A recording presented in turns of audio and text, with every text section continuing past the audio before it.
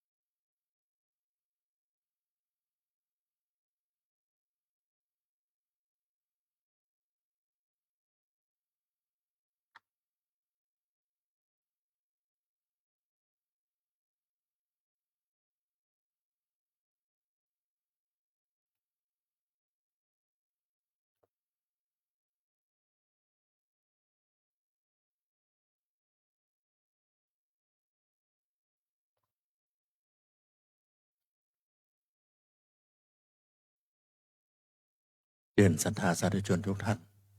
เอาในพันพออันปอจารย์ประเคนถวายพานเบญจศีลก่อนครับ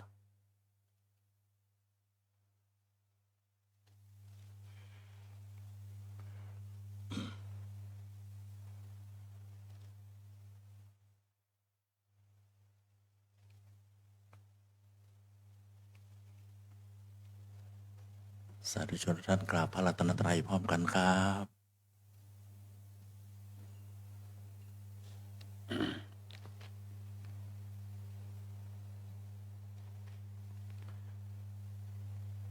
อิมินา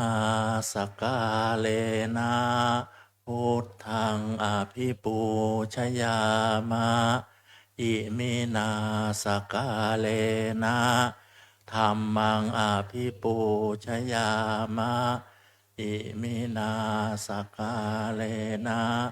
สังฆังอภิปูชยามะอะระหังสัมมาสัมพุทโธภะคะวาพุทธังภะคะวันตังอภิวาเทมิสวากขาโตภะคะวะตะธัมโมธัมมังนามัสสามิสุปฏิปันโนภะคะวะโตสาวกสังโฆสังฆังนามามิมะยังพันเตวิสุงวิสุงราคนัตถายะติสรเนนะสหปัญจศีลานิยาจามะทุติยัมปิมะยังพันเตวิสุงวิสุงราคนัตถายะติสรเนนะสหปัญจศีลานิยาจามะตาติยัมปิมายังพันเต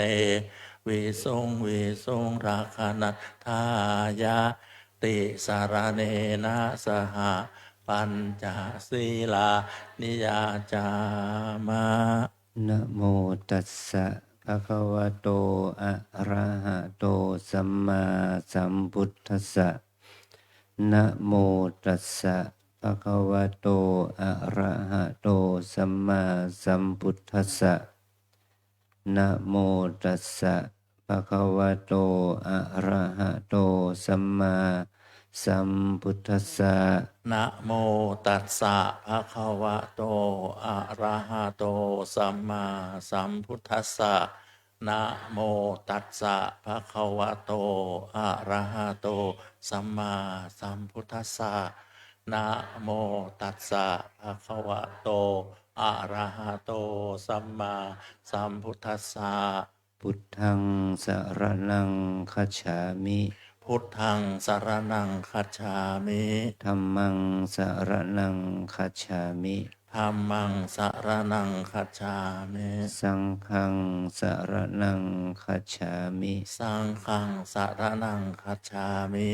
ทุติยัมปิพุทธังสรณังคัจฉามิทุติยัมปิพุทธังสรณังคัจฉามิทุติยัมปิธัมมังสรณังคัจฉามิทุติยัมปิธัมมังสรณังคัจฉามิทุติยัมปิสังฆังสรณังคัจฉามิทุติยัมปิสังฆังสรณังคัจฉามิตติยัมปิพุทธังสรณังคัจฉามิตติยัมปิพุทธังสรณังคัจฉามิตติยัมปิธัมมังสรณังคัจฉามิตติยัมปิธัมมังสรณังคัจฉามิตติยัมปิสังฆังสรณังคัจฉามิตติยัมปิสังฆังสรณังคัจฉามิปานาติปาตาเวรมณีสิกขาปะทังสมาธิยามิปานาติปาตาเวระมณีสิกขาปะทังสมาธิยามิอาทินนาทานาเวรมณีสิกขาปะทังสมาธิยามิอะทินนาทานาเวระมณีสิกขาปะทังสมาธิยามิกาเมสุมิจฉาจาราเวรมณีสิกขาปะทังสมาธิยามิกาเมสุมิชาจาราเวระมณีสิกขาปะทังสมาธิยามิมุสาวาทาเวรมณีสิกขาปะทังสมาธิยามิโมสาวาทาเวระมณีสิกขาปะทังสมาธิยามิสุราเมรยมัชฌัปปมาทฐานาเวรมณีสิกขาปะทังสมาธิยามิสุราเมรยะมัชฌัปปมาทฐานาเวระมณีสิกขาปะทังสมาธิยามิอิมานิปัญจสิกขาปทานิสีเลนะสุขติงยันติสีเลนะโภคสัมปทาสาธุสีเลนะนิพุติงยันติ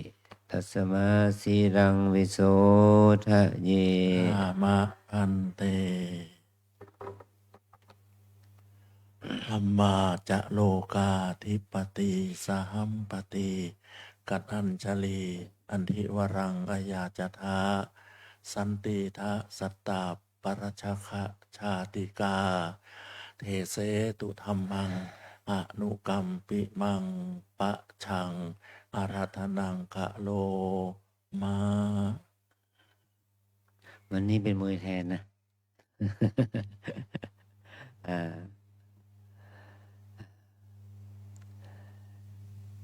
นะโม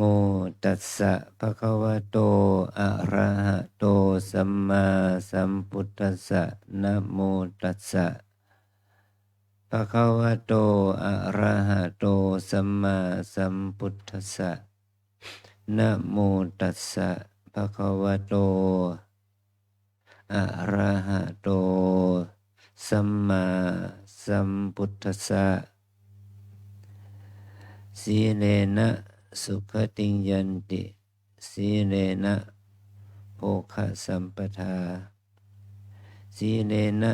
นิพุติงยันติตัสมาสีรังวิโสทะเยติ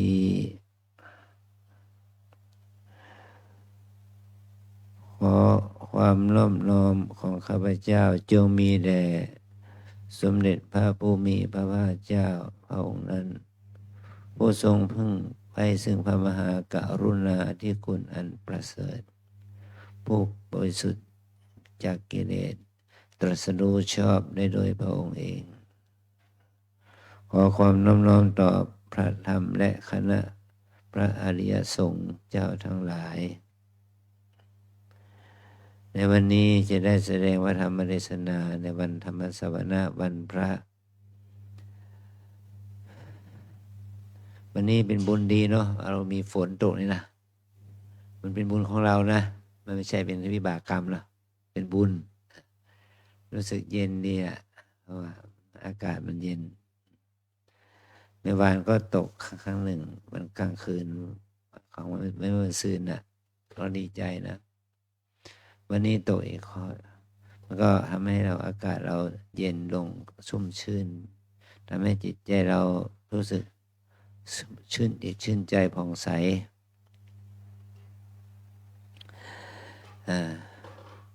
เรามีโอกาสมาทำบุญทำทานเป็นเบื้องต้นมีโอกาสมา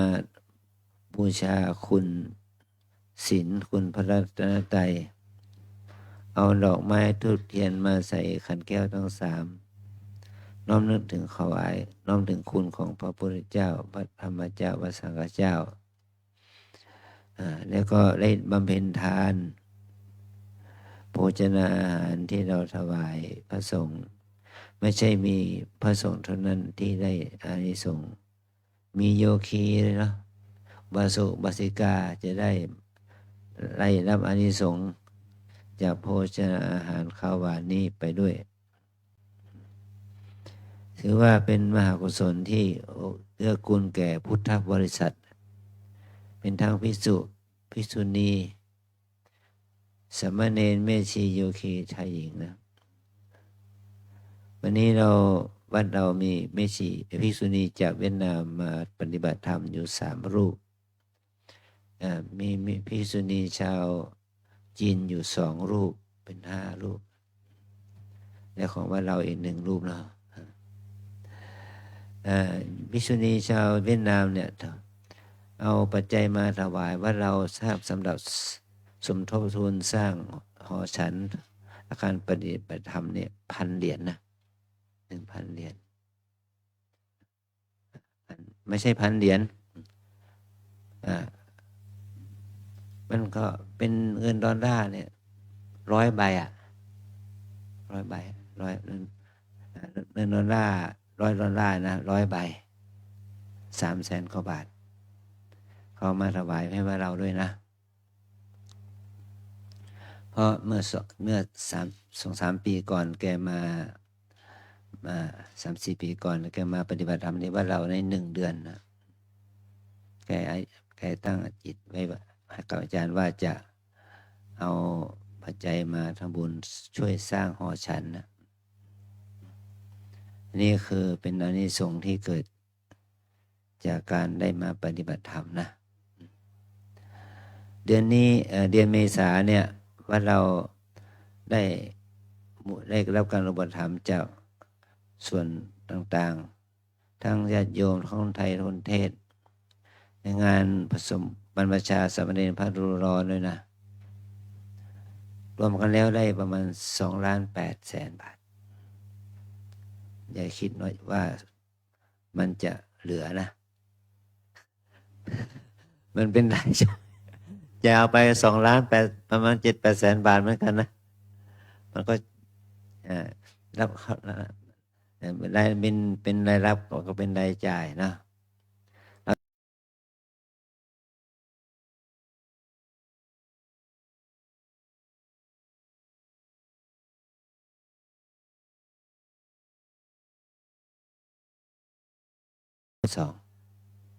220,000 กว่าบาทนะค่าไฟฟ้าเนี่ยเป็นข้อเยอะอยู่เนาะ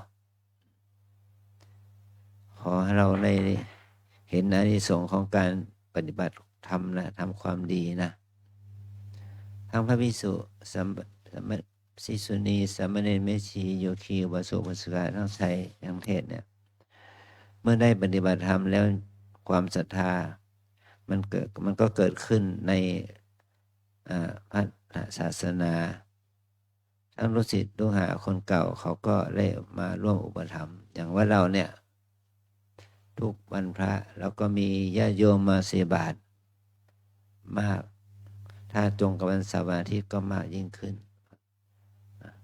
ดีใจที่ยังมีเด็กๆเยาวชนตัวน้อยเป็นต้นมาใส่บาตรมาทำบุญนะ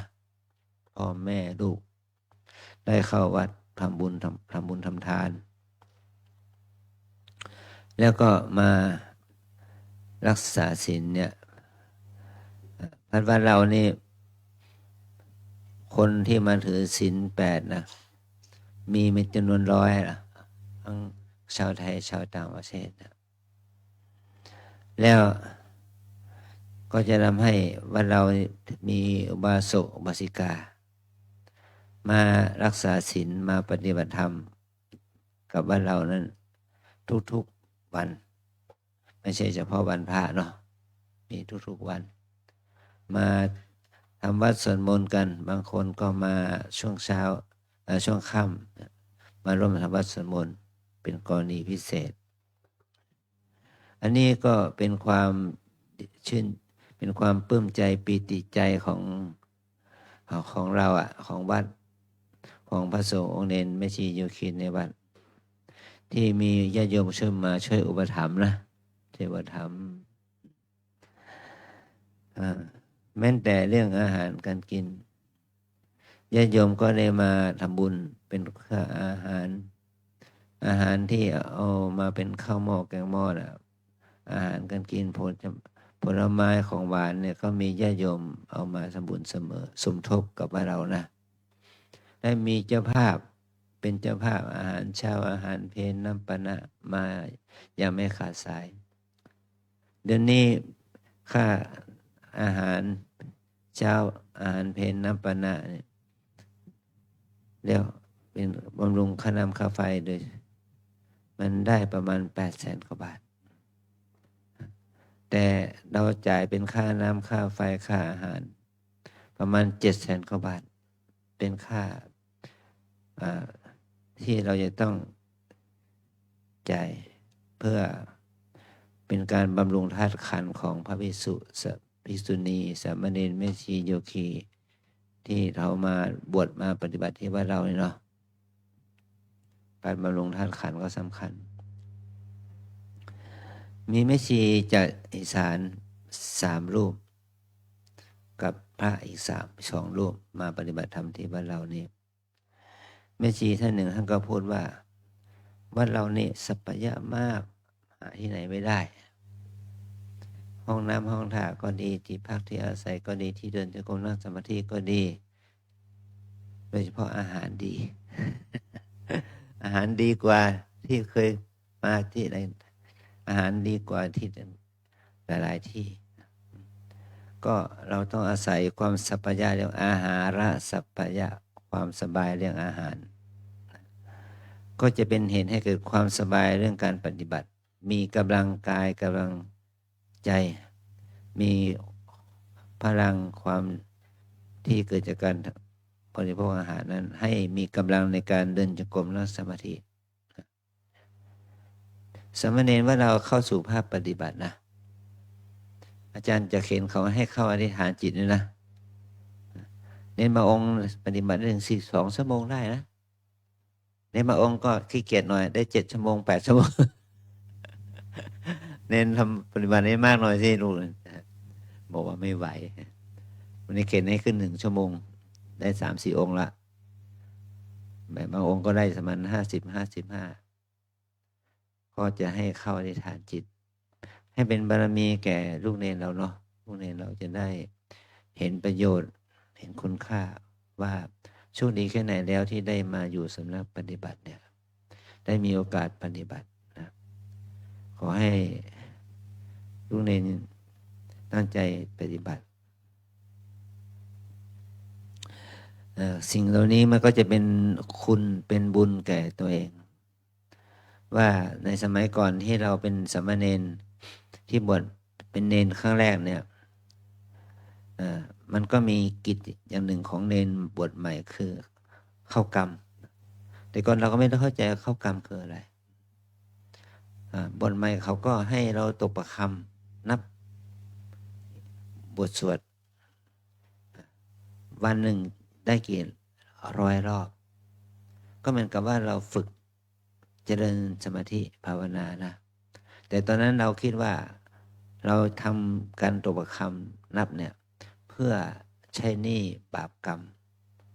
ของสัตว์ที่ตายไปในวันปล่อยของเรานะปล่อยของเรามันก็จะมีการฆ่าสัตว์นะฆ่าหมูฆ่าไก่อย่างเนี้ยตายไปหลายตัวนะบางคนบางบ้านที่ใจใหญ่หน่อยที่เขามีฐานะดีหน่อยเขาก็ฆ่าวัวฆ่าควายเลี้ยงแขกนะแต่เรานี่เพียงแค่ฆ่าหมูตัวหนึ่งก็ยังสลดใจนะเพราะว่าสัตว์นั้นจะต้องตายเพราะเราที่ได้บวชนั่นแหละนะ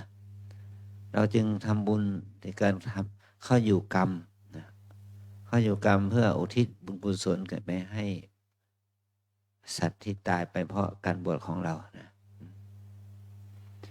แม้แต่อาจารย์บวชเป็นพระอาจารย์ก็รู้แล้วแหละว่าไม่ดีก็ไปห้ามพ่อห้ามแม่อย่าฆ่าหมูอย่าฆ่าสัตว์ให้ไปซื้อเอาจากตลาดแต่สุดท้ายหมูตัวนั้นก็ตายไปจริงๆอีกตัวหนึ่งนะเรามองเห็นว่าการทำบุญของเราเนี่ยมันก็มีอาศัยการเป็นบาปไปด้วยอาศัยความที่เขาฆ่าสัตว์นะเราไม่สามารถที่จะก้าวพ้นกระแสสังคมนะกระแสสังคมเขาต้องการอย่างนั้นเนี่ยมีลาภมีอะไรแกงฮังเลมีอะไรอย่างนี้นะต้องมีเนื้ออย่างเนี้ยมันก็จะทำให้เกิดการฆ่าสัตว์ตัดชีวิตนะเพราะหมายเราในโชคดีเนาะมาบวชที่นี่ไม่ต้องฆ่าสัตว์ตัดชีวิตถ้าบ้านนอกแล้วก็งานปล่อยงานบวชพระบวชเนรก็เป็ดไก่ปูปลาหมูวัวควายตายนะเป็นบาปเป็นกรรมอันนี้เป็นต้นนะวันนี้เราได้อาจารย์ได้ยกบทสรุปศีลนะ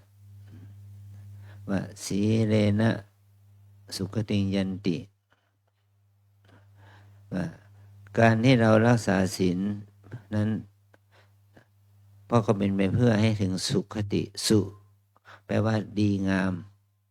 คติแปลว่าที่ไปถึงว่าวิถีชีวิตของเราถ้าเรารักษาศีลก็จะทำให้วิถีชีวิตของเราเนี่ยเป็นไปในทางที่ดีงามไม่ใช่สุคติคือพบหน้าไม่ต้องไปรอสุคติพบหน้าว่าชาติหน้าจะได้ไปสู่สุคติมันก็ถ้ามีศีลก็ไปสู่สุคติในภพหน้าได้ภพหน้าของเราคืออะไรคือตายจากมนุษย์ปฏิสุทธิกลับมาเกิดเป็นมนุษย์ใหม่เป็นมนุษย์หญิงหรือชายชาติไหนเชื้อไหนสัญชาติไหนก็ไม่ว่ากันเนาะตายจากมนุษย์มาเกิดเป็นมนุษย์เท่ากับว่ามนุษย์เป็นสัตว์สุคตินะสองตายจากมนุษย์ไปเกิดเป็นเทวดาเป็นเทพชั้นเทวดาสวรรค์6 ชั้นนะเราจะไปเกิดในเป็นเทพชั้นไหนก็แล้วแต่มันก็เป็นสุคติของเราเรียกว่าสุคติพบภายภาคหน้ามีโยคีคนหนึ่งเขามี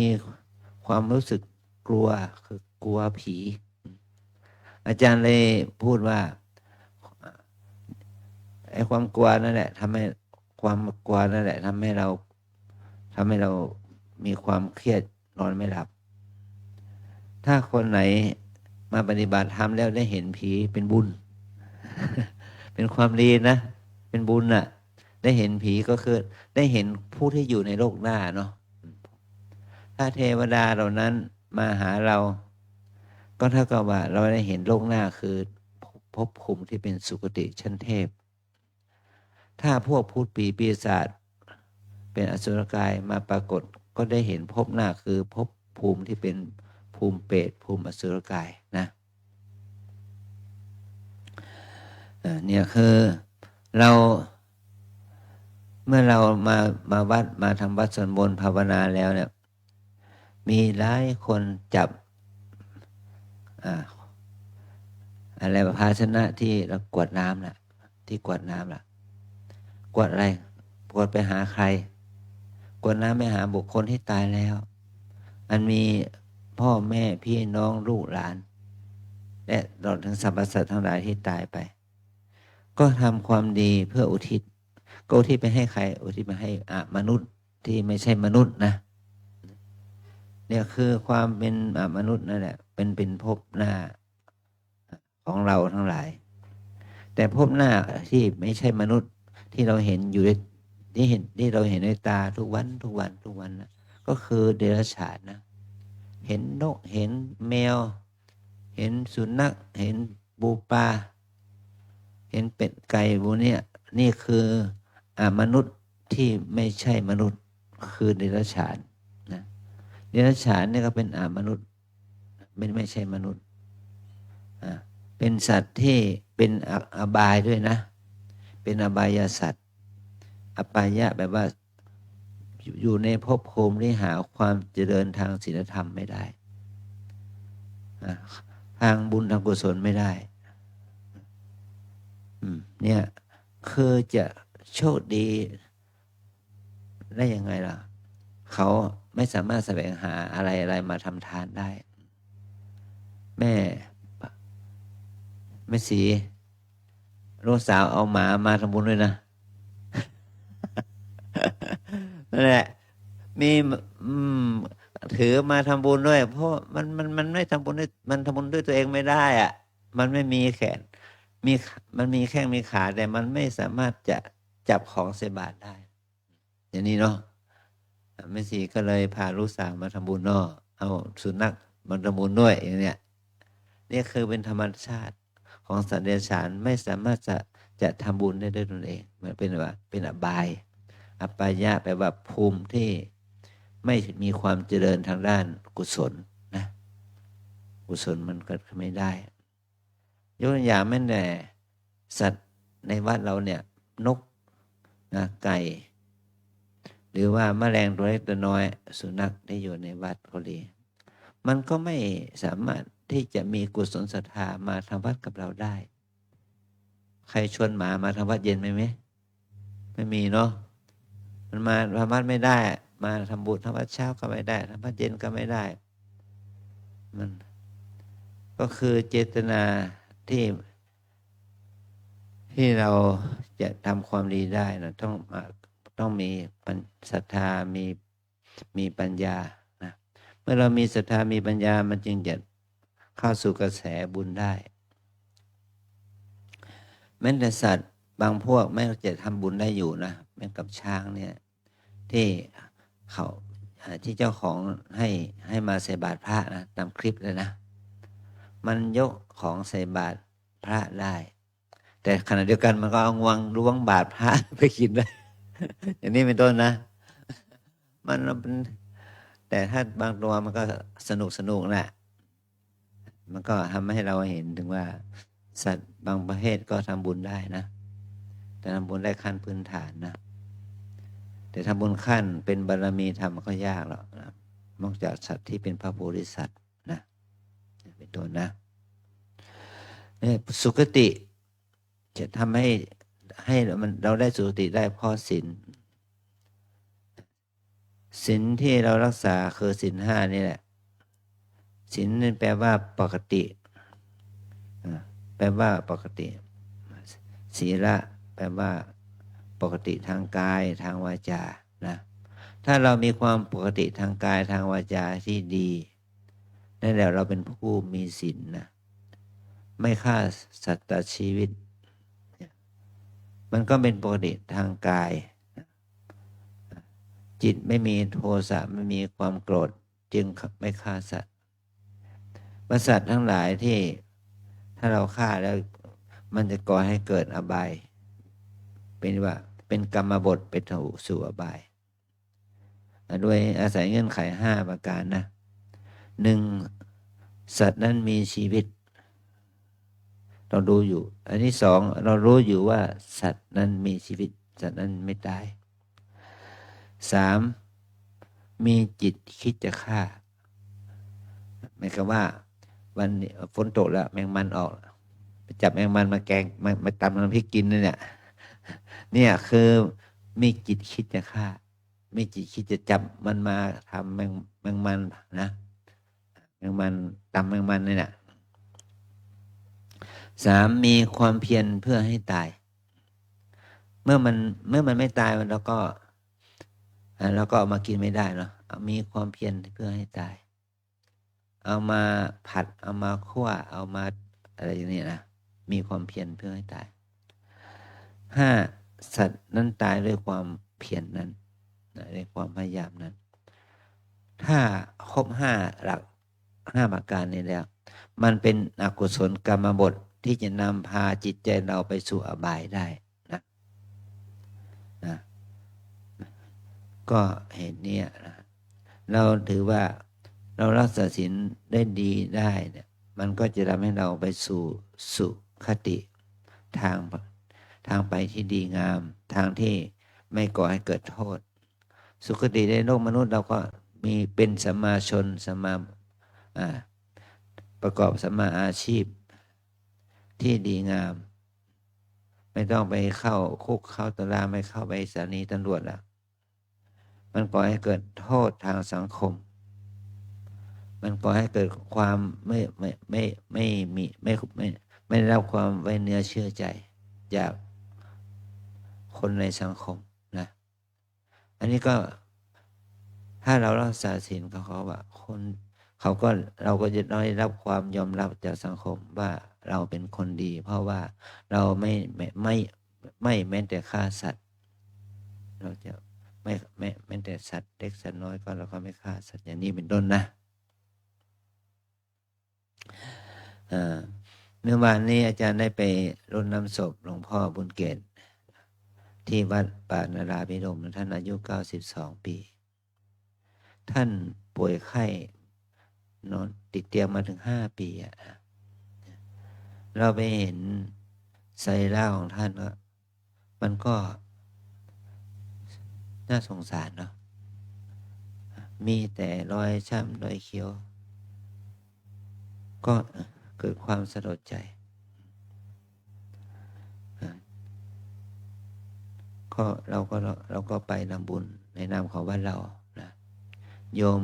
ทางโน้นเขาก็นิมนต์อาจารย์ขึ้นสวดมาติกาด้วยเป็นงานที่เป็นในงานในพระบรมราชานุเคราะห์ของพระเจ้าอยู่หัวนะนี่คือแม้ว่าท่านจะป่วยไข้แต่ท่านก็ได้รับการพระบรมราชานุเคราะห์จากในหลวงเป็นเวลาตั้งแต่ท่านป่วยครั้งแรกนี่คือความไม่แน่นอนของวิบากกรรมเราก็เห็นว่าพระสงฆ์เราก็ความป่วยไข้มันก็เราหนีไม่พ้นเนาะแม้แต่หลวงพ่อชาท่านก็นอนติดเตียงมาเป็นหลายปีนี่ดีนะหลวงปู่เราเนี่ยไม่เป็นเลยทำงานจนถึงวันสุดท้ายของชีวิตก่อนสันเพลก็ยังเทศบรรยายธรรมอยู่หลังสันเพลไปแล้วท่านก็เข้าห้องก็ละสังขารเรายังเห็นถึงงานที่หลวงปู่ครูบาอาจารย์เราทำแต่กิจกรรมน้อยใหญ่บุญกุศลที่ท่านทำมันก็เป็นผลที่ดีแก่เรานะนี่คือการรักษาศีลเนี่ยทำให้เราได้กำลังได้สภาวะกายสภาวะจิตที่ดีงามนี่คือผลของการรักษาศีลที่ดีแล้วก็อันนี้เจริญสมาธิและปัญญาศีลเป็นฐานของสมาธิและปัญญาเมื่อเรามี ศีลดีแล้วก็เจริญสมาธิจิตเจริญปัญญาให้เข้าใจความจริงของชีวิตโดยการประพฤติปฏิบัติวิปัสสนากรรมฐานและสมถกรรมฐานนะอันที่สองศีลมีอานิสงส์ที่สองคือสีเลนะโภคะสัมปทาโภคะแปลว่าทรัพย์ลาภสิ่งที่ดีงามมันมีสองอย่างโลกิยะโภคะและโลกุตระโภคะโภคะคือทรัพย์สมบัติเนี่ยที่มีค่ายิ่งกว่าสมบัติพระเจ้าจักรพรรดิก็คือพระโสดาบันนะเมื่อเราเข้าถึงความเป็นโสดาบันละมิจฉาทิฏฐิความเห็นผิดเกี่ยวกับเรื่องว่าบาปไม่มีจริงบุญไม่มีจริงเราละได้ความเห็นผิดว่านรกสวรรค์ไม่มีจริงเราก็ละได้ความเห็นว่ามรรคผลนิพพานไม่มีจริงก็แล้วก็ละได้ความเห็นผิดที่ยึดถือว่าขันธ์ห้านี่เป็นของมีตัวตนก็ละได้อย่างนี้ก็จะทำให้บุคคลนั้นได้ฐานะเป็นพระอริยะเป็นพระโสดาบันนะมีศีลบริสุทธิ์ไม่มีความสงสัยในพระรัตนตรัยโภคะนี้มีค่ายิ่งกว่าสมบัติของพระเจ้าจักรพรรดิมีค่ายิ่งกว่าสมบัติของอภิมหาเศรษฐีมีค่ายิ่งกว่าทรัพย์สมบัติของท้าวสกเทวราชแม้ว่าเราจะมีโภคะยิ่งกว่าของเทวดาทั้งหลายของพรหมทั้งหลายของนาคาทั้งหลายนะก็ยังสู้กับอริยสมบัติคืออริยโภคะสมบัติที่เกิดจากการบรรลุธรรมเนี่ยสมบัติที่เกิดจากการบรรลุธรรมนี่เป็นการได้สมบัติอันอย่างยิ่งคือเป็นอริยสมบัตินะเมื่อเราได้เข้าถึงอริยสมบัตินะเรื่องทรัพย์สมบัติเรื่องความยากจนเรื่องของมีกินมีใช้ไม่มีกินไม่มีใช้ในโลกมนุษย์นี่ก็เป็นเพียงเล็กน้อยวินดุจดังผงทุลีนะถ้าเราได้อริยสมบัติก็ถือว่าได้โภคะได้ทรัพย์อันมหาศาลที่จะปิดทางไปสู่อบายภูมิแก่เราได้นะมันจะปิดทางอบายแก่เราได้เนี่ยแม้ว่าจะเป็นพระเจ้าจักรพรรดิอภิมหาเศรษฐีแต่เขายังทำบาปกรรมอยู่เนี่ยมันก็ไม่พ้นอบายเราจะสังเกตเห็นว่าในช่วง2-3 เดือนที่ผ่านมาเนี่ยมีสงครามเกี่ยวกับอเมริกากับอิหร่านนะอเมริกาอิสราเอลอิหร่านนะตั้ง3-4 ปีมาแล้วนะมันตั้งแต่สงครามกาซาอะไรอย่างนี้นะสงครามยูเครนอะไรแบบนี้นะแม้ว่าผู้ที่มีเจตนาทำสงครามนั้นเป็นใครเป็นประธานาธิบดีชาติมหาอำนาจแค่ไหนนักลงทุนพ่อค้าอาวุธสงครามนะมันก็ลงทุนนะให้กองทัพใช้อาวุธมันก็หมดไปซื้อมันก็ไปซื้อของบริษัทผลิตอาวุธนั่นแหละเนี่ยเพราะว่าอาวุธทุกชิ้นมันมีราคาเป็น100 ล้าน1,000 ล้านบาทหรือเป็น10,000 ล้านบาทมันก็เป็นการสิ้นเปลืองมีหนำซ้ำมันมีผลกระทบทางพลังงานด้วยเนาะเนี่ยช่องแคบฮอร์มุสอะไรอย่างนี้นะมันมีผลทางพลังงานของเราด้วยนะถ้ามันขาดแคลนเราไม่คิดว่าเราจะเข้าคิวกันต่อท้ายรถกันเนี่ยไปอย่าไปกิโลไปเพียงแค่ซื้อน้ำมันมีหนำซ้ำน้ำมันไม่พออีกเติมได้แค่500 บาทอย่างนี้อาจารย์โชคดีอาจารย์มีรถไฟฟ้านะเลยไม่ทุกข์กับเขาตัดสินใจถูกแล้วเนาะตัดสินใจถูกละนะอันนี้เพราะว่าเรามีรถไฟฟ้าใช้ก็มันก็เปลืองไฟฟ้าเนาะค่าไฟฟ้าก็สูงขึ้นเหมือนกันนะ แต่นี่เจอปัญหานะเกษตรกรมีปัญหาที่จะซื้อน้ำมันเป็นพลังงานไปขับเคลื่อนรถในการเกษตรอันนี้ก็เป็นพิษเป็นโทษเป็นทุกข์กับตนรวมถึงชาวประมงหาน้ำมันเติมเรือไม่ได้ก็เป็นทุกข์เป็นโทษเนี่ยอันนี้ก็คือเป็นเหตุให้ประชาชนทั้งโลกเนี่ยเดือดร้อนมากขึ้นแต่เขาต้องการเพียงแค่น้ำมันเขาทำสงครามไปเพื่อยึดแหล่งน้ำมันแหล่งพลังงานจากประเทศบ้านอื่นอันนี้คือความเห็นแก่ตัวความไม่รู้จักสำนึกไม่รู้จักคำว่าบาปไม่รู้จักคำว่าโทษเพราะเขามองแค่เรื่องของการค้ามือใครยาวสาวได้สาวเอาตามเจตนาความเพียรของเขาตามความคิดของเขาถ้าเขามองอย่างนี้ว่าสิ่งเหล่านี้พระเจ้าเขาเป็นผู้ประทานให้เขาเพราะว่าโลกนี้พระเจ้าสร้างโลกทุกสิ่งทุกอย่างที่อยู่ในโลกก็เขาต้องเป็นผู้ได้อย่างนี้เป็นต้นนะถ้าอย่างนี้มันก็เสียสิเพราะเราไม่มีพระเจ้าที่จะสร้างโลกเราก็ไม่มีสิทธิ์ที่จะไปครอบงำทรัพย์สมบัติของประเทศอื่นนะด้วยความเชื่อของตนอันนี้เป็นต้นนะโภคะเนี่ยมันจะต้องอยู่กับคนที่มีศีลมีธรรม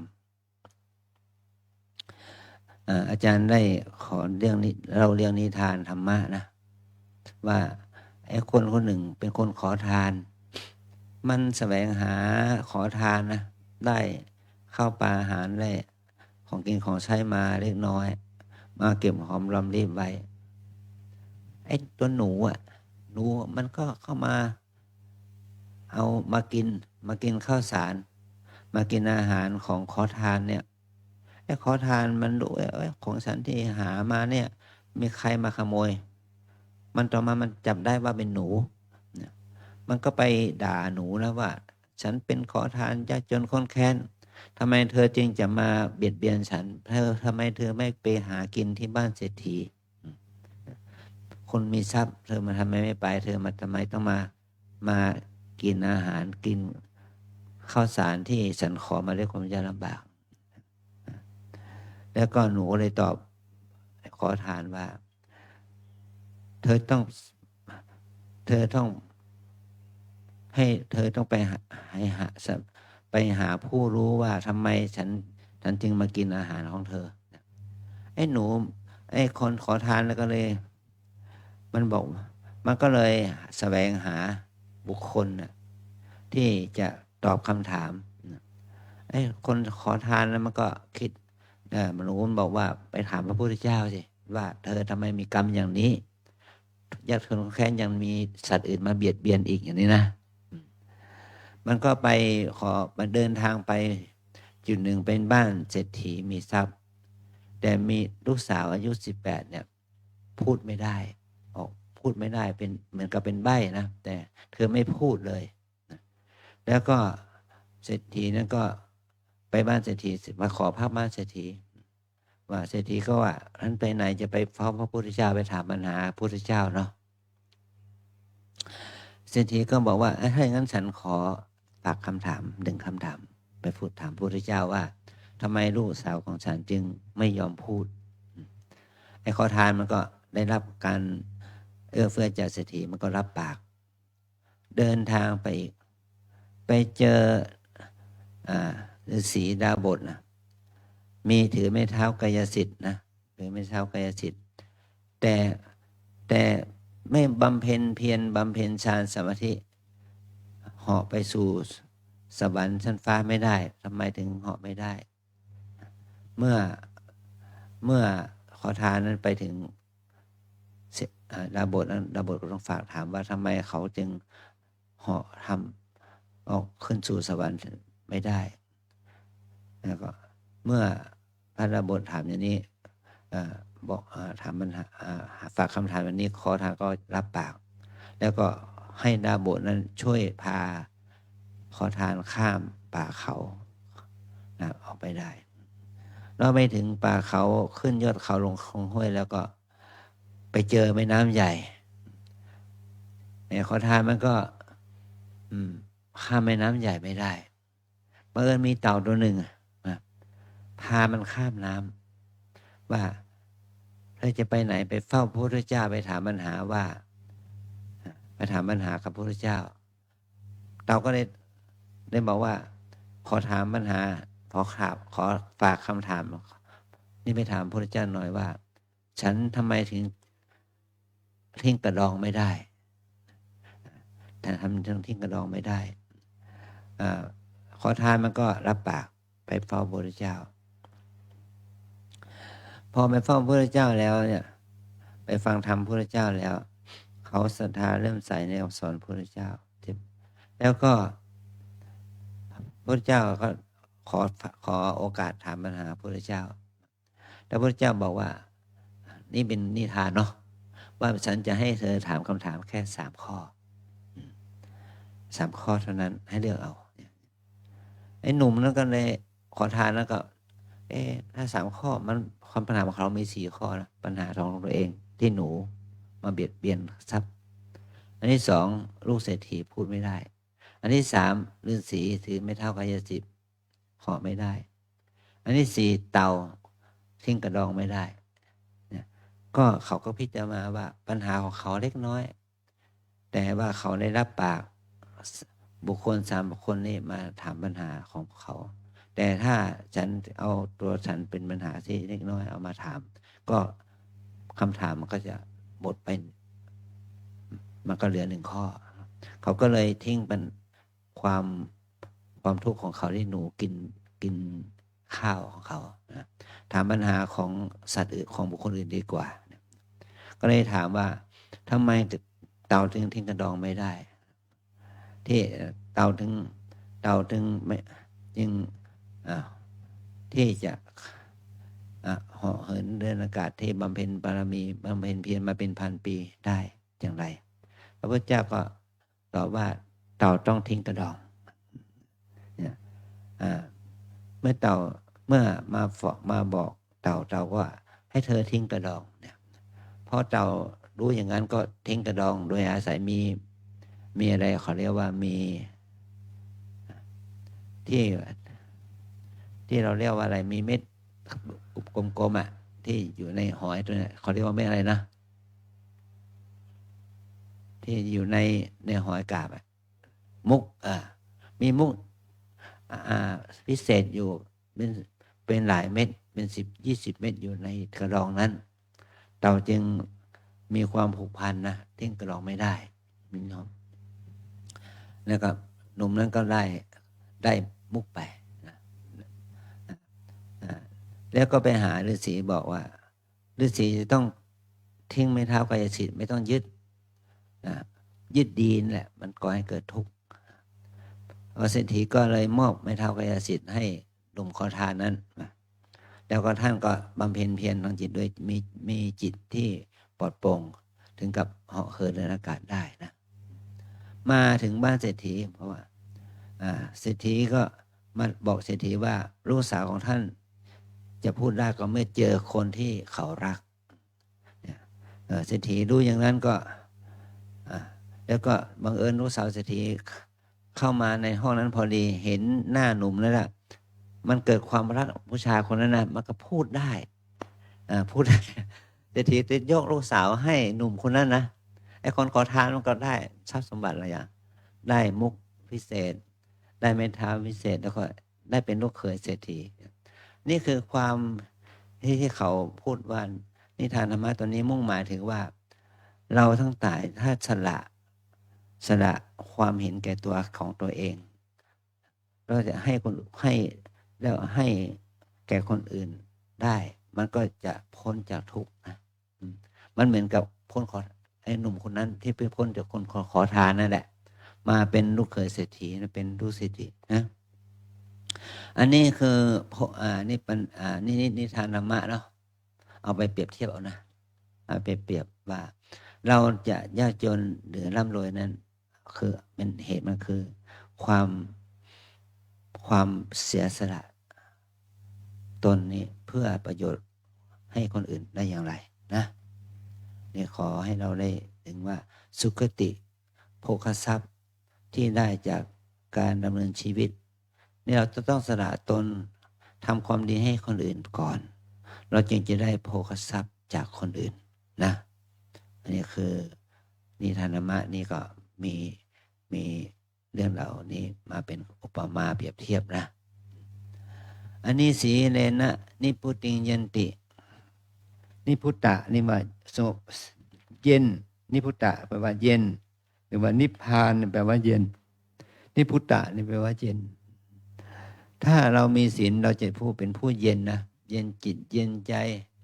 เย็นทั้งชีวิตนะเมื่อเราจะเป็นจะตายเรานึกถึงศีลของตัวเองได้แล้วก็จะเย็นใจว่าเราจะต้องเป็นสู่สุคติภูมิที่แน่นอนที่เราจะได้สุคตินะให้มีความรู้สึกเย็นจิตเย็นใจรวมไปถึงความที่เขาถึงพระนิพพานคือความสิ้นกิเลสมันเป็นในส่วนของศีลเนี่ยความเย็นที่เกิดจากการประพฤติดีปฏิบัติชอบทางกายวาจานะเราอยู่ด้วยกันเหมือนกันนะทั้งพระทั้งเณรทั้งแม่ชีโยคีถ้าไม่รักษาศีลนะมันเสียเครดิตอย่างยิ่งนะรักษาศีลข้อนี้ก็ไม่ได้มีจิตที่คิดไม่ดีต่อคนอื่นมันก็ก่อให้เกิดความเสียหายต่อองค์หน่วยงานต่อหน้าที่ต่อหมู่ต่อคณะต่อสังคมมันก็จะก่อให้เกิดโทษแก่ตนเองนี่จะต้องเมื่อเรารักษาได้มันก็ก่อให้เกิดความเย็นจิตเย็นใจแต่รักษาศีลได้มันไม่ใช่ว่ามันจะทำให้เราไม่แก่ไม่ตายนะมันก็ต้องแก่ต้องตายเหมือนกันมันต้องเจ็บเหมือนกันนะต้องแก่ต้องตายเหมือนกันแต่เรามารักษาศีลเพื่อให้จิตใจเราเยือกเย็นไม่มีทุกข์มากเกินไม่มีทุกข์นะเนี่ยคือภาวะจิตที่มีศีลสมบูรณ์ก็จะทำให้จิตใจเราผ่องใสนะเนี่ยตัสมาสีรังวิโสทะเยเพราะเหตุฉะนั้นท่านทั้งหลายจงรักษาศีลให้บริสุทธิ์ก็อันนี้ก็อานิสงส์ที่เกิดจากการสรุปศีลนะให้เรารักษาศีลให้บริสุทธิ์โดยถิ่นข้อหนึ่งศีลข้อห้าข้อนะศีล5 ข้อเนี่ยให้บริสุทธิ์ได้การที่เรารักษาศีลบริสุทธิ์ได้อย่างนี้ก็จะทำให้เราได้ธรรมะของความเป็นมนุษย์เกิดขึ้นเป็นมนุษยธรรมศีลนี่เป็นมนุษยธรรมเลยนะเป็นธรรมะที่ทำให้เราเป็นมนุษย์สมบัติที่ดีงามที่เกิดขึ้นกับเราขอให้เราได้ตั้งใจทำความดีนี้นะให้เป็นการรักษาศีลต้อนรับวันวิสาขบูชาเนาะวันศีลหน้าเนี่ยเป็น15 ค่ำแรม15 ค่ำต่อขึ้น15 ค่ำวันที่31เดือนพฤษภาคมนี่เป็นวันวิสาขบูชาเนาะเรารักษาศีลต้อนรับวันวิสาขบูชาให้เป็นเดือนส่งเสริมพระพุทธศาสนาวันวิสาขบูชาด้วยการนำพากันช่วยกันบำเพ็ญทานรักษาศีลภาวนาตามความสามารถของเราที่จะทำได้นะขออานิสงส์บุญนี้จงเป็นพลังบุญเกื้อกูลให้เรานั้นได้เจริญงอกงามในบุญในสัมมาปฏิบัติเพื่อความดับทุกข์เพื่อมรรคผลนิพพานเป็นที่สุดจงมาเกิดผลแก่พวกเราทั้งหลายจงทุกข์ทั่วหน้ากันด้วยเถิดเอวังก็มีด้วยประการราชนี้ธรรมยังสาธุกลังกะโลมะเสธุสาธุสาธุวันนี้เจ้าคุณอาจารย์เมตตาเทศแทนนะครับเนาะเพราะฉะนั้นศรัทธาก็ขออนุญาตเชิญตัวแทนก็แล้วกันครับน้องพรนะครับนะน้องพรกับน้องหน่อยนะครับทั้งสองท่านเจอกันน้อมถวายการเทศเจ้าคุณอาจารย์นะครับ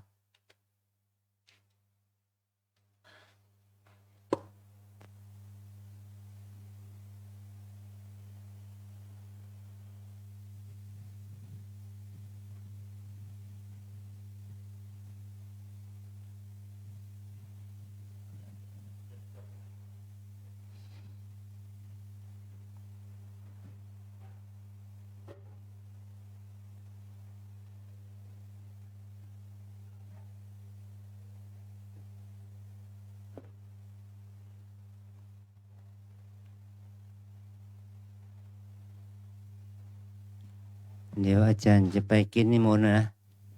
ขอโอกาสไปก่อน ขอให้ท่านชุลชัยช่วยนำให้พรนะ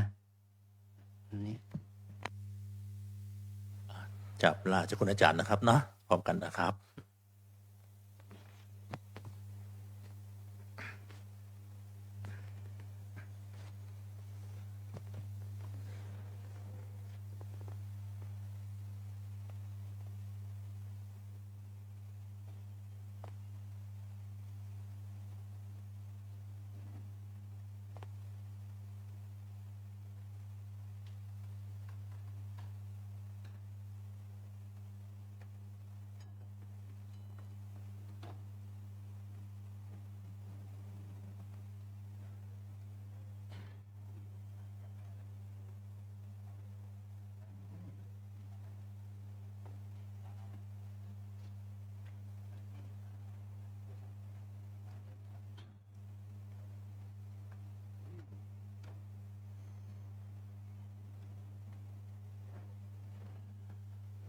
อันธรรมยังพุทธัสสะภะคะวะโตปุพพภาคณมะกะลังกะโลมะเสนะโมตัสสะภะคะวะโตอะระหะโตสัมมาสัมพุทธัสสะนะโมตัสสะ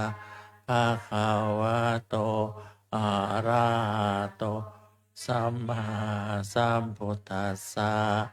นะโมตัสสะภะคะวะโตอะระหะโตสัมมาสัมพุทธัสสะอิมานิมายังพันเตภัตตานิสัปปะริวารานิภิกขุสังคัสสะโอโนชยามะสาธุโนพันเตภิกขุสังโฆอิมานิภัตตานิสัปปะริวารานิปาติคันหาตุอัมหากังทีฆารตังนิตายาสุขายาข้าแต่พระภิกษุสงฆ์ผู้เจริญข้าพระเจ้าทั้งหลายขอน้อมถวายภัตตาหารกับทั้งบริวารทั้งหลายเหล่านี้แก่พระภิกษุสงฆ์ขอพระภิกษุสงฆ์จงรับ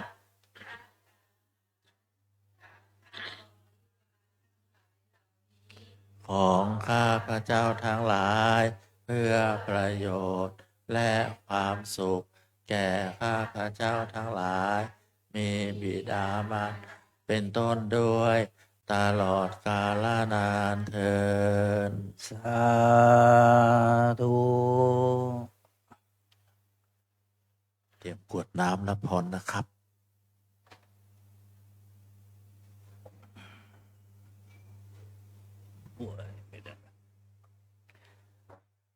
ญาติโยมเตรียมรับพรจากพระสงฆ์หมู่ใหญ่เนาะที่มีน้ำหยาดก็เตรียมน้ำหยาดไม่มีก็ไม่เป็นไรพนมมือรับพรกันยะถาวาริวหาปุราปริปุเรนติสากลังเอวเมวะอิโตตินังเปตานังอุปกปปติอิชิตังปัจฉิตังตุมหังคิปะเมวะสมิจจตุสพเพปุเรนตุสังกปาจันโทปนาระโสยถามานิโชติระโสยถาสัพพิติโยวิวัจจันตุสัพพะโลกโควินาศตุมาเตภวัตวันตารายโยสุขีทีกายุโกภวะอภิวาทันนาสีริสานิจังบุตธาปัจจายโนจัตตาโรตัมมาวัฏันติอายุวันโนสุขัง อะรังรัตนาตยานุภาเวนะรัตนาตยเตชะสาธุขาโลกพยาเวลาโสกาสัตตุจุปัฏฐวะอเนกาอันตรายาปิวินาสันตุอะเสสะโตชัยยสิทธิธนังลาปังโสทิภาคยังสุขังพลังสิริอายุจะวันโนจะโพคังวุทิจยสวาสตาวาสาจะอายุจะชีวสิทธิภาวันตุเตภาวันตุสาปะมังคลังรักขันตุสาปะเทวตาสาพระพุทธานุภาเวนะสัทธาโสทิภาวันตุเตภาวันตุสาพะมังคลังรักขันตุสาพะเทวตาสัพพะธรรมานุภาเวนะสัทธาโสติภาวันตุเตภาวันตุสาพะมังคลังรักขันตุสาพะเทวตาสัพพะสังฆานุภาเวนะสัทธาโสทิภาวันตุเต สาธุสาธุสาธุเจริญศรัทธาสาธุชนทุกท่านสงบจิตเจริญภาวนากุศล เวลาสักครู่นะครับ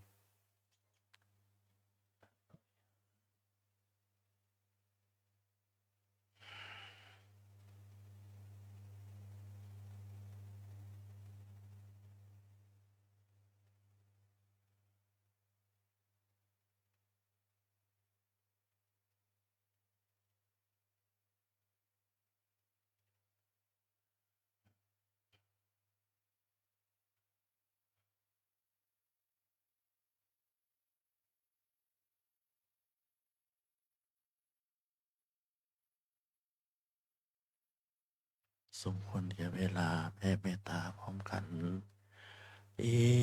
ตังตานากรรมังนิพะปัจจายโยตุโนนิจจาอิตังศีลากรรมะนิพพานาปัจจายโหตุโนนิจจาอิตังภาวานกรรมังนิพพาปัจจายโยโหตุโน จางยังกินเจโกสะกัตตาพังกัมมังสัพเพหัมเหกาตังปุญญังโนอนุโมทันโตโสนันโตพนโตเยเทอาสามิงฐานเนอาทิคาอิคายุกาสะทาหุนสัพพะสัตตาสุขีอัตตานะปาริหารันตุมาปิตาสุขิตโหนตุทุกขาปามุจจันตุสัพเพยาตาสุขิตาโหนตุทุกขาปามุจจันตุสัพเพหายาตากะสุขิตาโหนตุทุกปามุจจันตุสัพเพปิสาสัพยาคาสัพเพเปสุขิตาโหนตุทุกขาปะมุจจันสัพเพนะคัตตาสุขิตาโหนตุทุกขาปะมุจจันตุสัพเพเทวาตาโหนตุทุกขาปะมุจจันตุสัพเพอาจาริปัจจายาสุขิตาทุกขาปามุจจันตุสัพพะสัมปติโยชามิฉันตุโว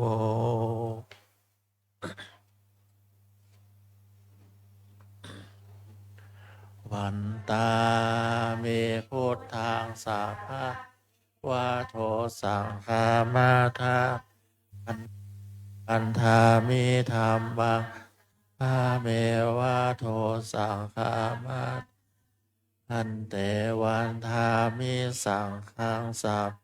เมวะโทสังฆามาทามิอันเตวันธามิรูปัจจาอาจาริยสัพพะเมวะโทสังฆา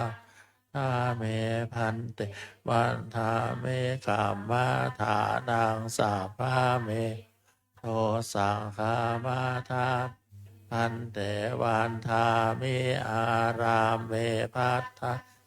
มังสัพพะเมวะโทสังฆามาทามิพันเตวันทามิเจติยะสัพพังสัพพะทาเนสาลีราธาตุมหาโพธิงพุทธรูปังสักกาลังสะนาคาโลเกเทวาโลกเปลังกาทิเปสาลีลาตุโยเกสาอันตาธาตุโยเจติยังคันธากุติงจันอันเทสะเพสัมภาทาเจติยังอาหังวันตามิสาภาโส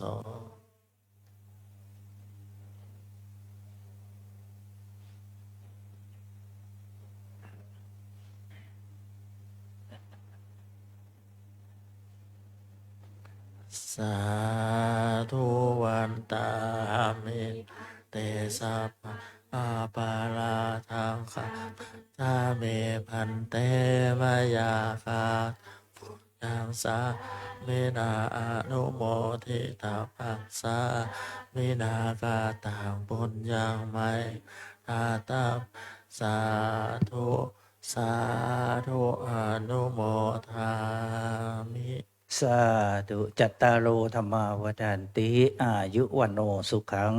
ภาลัง สาธุสาธุสาธุ อาจารย์เดชประเคนนิดนึงหลวงพี่รับประเคนหน่อยทำแข็งแตะแข็งที่ได้รับประเคนสาธุเสร็จเรื่องเดี๋ยวจะได้อุปโลกนะ นะโมตัสสะภะคะวะโตอะระหะโตสัมมาสัมพุทธัสสะนะโมตัสสะภะคะวะโตอะระหะโตสัมมาสัมพุทธัสสะนะโมตัสสะภะคะวะโตอะระหะโตสัมมาสัมพุทธัสสะยัคเคพันเตสังโฆชานาตุขอพระสงฆ์ทั้งปวงจงฟังคำของข้าพเจ้าบัดนี้ได้มีทายกทายิกาผู้มีจิตศรัทธาเลื่อมใสในพระพุทธศาสนาได้พร้อมจิตพร้อมใจน้อมนำมาซึ่งภัตตาหารขนมข้าวหวานพร้อมด้วยของที่เป็นบริวารทั้งหลายมาถวายเป็นสังฆทานแด่พระภิกษุสงฆ์อันว่าสังฆทานนี้ย่อมมีอานิสงส์อันยิ่งใหญ่สมเด็จพระพุทธองค์จะได้จำเพาะเจาะจงว่าเป็นของภิกษุรูปหนึ่งรูปใดก็หามิได้เพราะเป็นของที่ได้แก่สงฆ์ทั่วทั้งสังฆมณฑลสมเด็จพระพุทธองค์ตรัสว่าให้แจกกันตามบรรดาที่มาถึงฉะนั้นบัดนี้ข้าพเจ้าจะสมมุติตนเป็นผู้แจกของสงฆ์พระสงฆ์ทั้งปวงจะเห็นสมควรหรือไม่เห็นสมควรถ้าเห็นว่าไม่เป็นการสมควรแล้วไซร้ขอจงได้ทักท้วงขึ้นในท่ามกลางระหว่างสงฆ์อย่าได้เกรงใจหากเห็นว่าเป็นการสมควรแล้วก็จงเป็นผู้ที่นิ่งอยู่บัดนี้พระสงฆ์ทั้งปวงนิ่งอยู่ข้าพเจ้าจะรู้ได้ว่าเป็นการสมควรแล้วจะได้ทำการแจกของสงฆ์ต่อไปณกาลนี้อายังปัทมภาโคมหาเถรสะปาปุนาติส่วนที่หนึ่งย่อมตกถึงแก่พระมหาเถระผู้ใหญ่ที่อยู่เหนือข้าพเจ้าอวเสสาภาคาอัมหากังปาปุนันติส่วนที่เหลือจากพระมหาเถระผู้ใหญ่แล้วย่อมตกถึงแก่ของข้าพเจ้าทั้งหลายตามบรรดาที่มาถึงพร้อมกันทุกรูปไปจนถึงพระมัชชิมะพระนาวากะและภิกษุณีเหลือจากนั้นให้ตกถึงแก่สมณเณรเหลือจากสมณเณรแล้วให้ตกถึงแก่แม่ชีโยคีอุบาสกอุบาสิกาผู้ที่ถือศีล8ศีล5กันไปตามลำดับชั้นลงไป ส่วนที่เหลือจากนั้นให้ตกถึงแก่ผู้ที่มีส่วนเกี่ยวข้องและช่วยงานในวัดกันทุกคนทุกท่าน เศษอาหารที่ทานเหลือหรือตกหล่นลงพื้นปฐพีแล้วบรรดาสรรพสัตว์ทั้งหลายสัตว์เล็กสัตว์น้อยนำไปกินกันเพื่อความอยู่รอดต่อไปโดยไม่เป็นโทษและไม่มีกรรมข้าพเจ้าแจกทานมาในครั้งนี้หากพระสงฆ์ทั้งปวงเห็นว่าถูกต้องตามพระวินัยแล้วก็จงให้ขันธสัญญาณสาธุการขึ้นพร้อมกันทุกรูปด้วยเทิน อันทธานิมายังพันเตคัจฉามะปะหุกิจจามายังปะหุการณิยาย าสถานิตุมเหการังมัญญถา สาธุพันเต สาธุพันเต สาธุพันเต เชิญกราบพระสงฆ์พร้อมกันครับ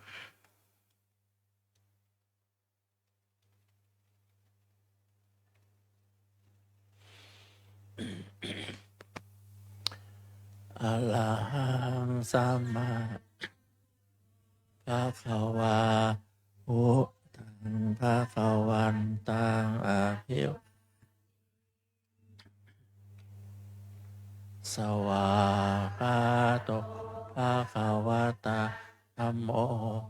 ธัมมังนามัสสามิ สุปฏิปันโนภะคะวะโตสาวกสังโฆสังฆังนามาสำหรับวันนี้ขอหวังใจเป็นอย่างยิ่งนะครับเนาะว่าบุญทานบุญศีลบุญภาวนา บุญอันเกิดจากการฟังธรรม จะทำให้ความทุกข์ของศรัทธาสาธุชน ทุเลาเบาบาง แล้วก็หายไปในที่สุดโดยกันทุกคนทุกท่าน